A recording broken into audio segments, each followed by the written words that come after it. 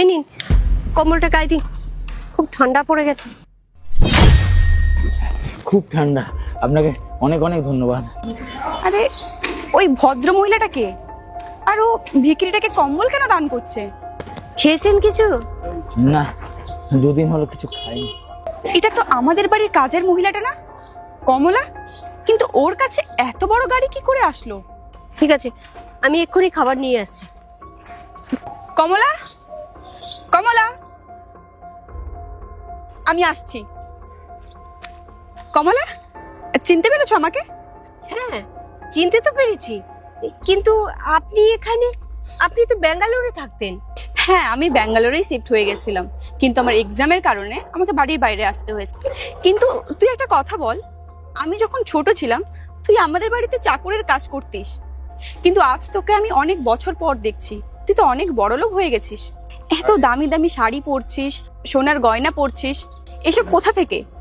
কোনো লটারি পেয়েছিস নাকি? হ্যাঁ, ঠিকই বলেছেন। ওই সময়টায় না আমার বাড়ির অবস্থা খুব খারাপ ছিল। আমার ছেলে তখন পড়াশোনা করছিল।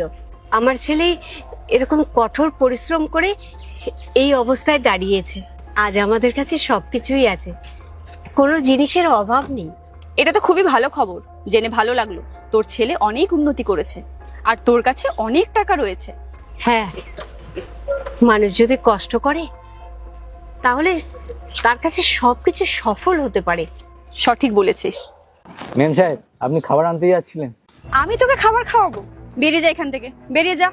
আরে শ্যামলী ম্যাডাম, আপনি এনার সঙ্গে এমন ভাবে ব্যবহার করছেন কেন? আরে কমলা, তুই চিনিস না এই ধরনের ভিখারিদের? এরা এখানেই পড়ে থাকে, আর এদের যদি কিছু হয়ে যায় সবকিছু আমাদের উপরেই পড়ে। আর এদেরকে যদি কেউ গাড়ি চাপা দিয়ে যায় সবকিছু আমাদেরই দোষ বলবে। এই, শুনতে পাচ্ছিস না? বেরিয়ে যা এখান থেকে। আরে শ্যামলী ম্যাডাম, এরা গরিব মানুষ, আর এরা যদি এখানে বসেও থাকে তাতে কি আছে? আপনি এদের সাথে এমন ভাবে কেন কথা বলছেন? কমলা, ভুলে যাস না আমি তো মালকিন আর তুই একজন কাজের মহিলা। তুই তোর নিজের অকাতে থেকে কথা বল। 2 পয়সা চলে এসছে বলে আমার মুখে মুখে কথা বলছিস? এই, তুই আমার কথা শুনতে পাচ্ছিস না? আপনি এমন ভাবে কথা বলছেন কেন ম্যাডাম?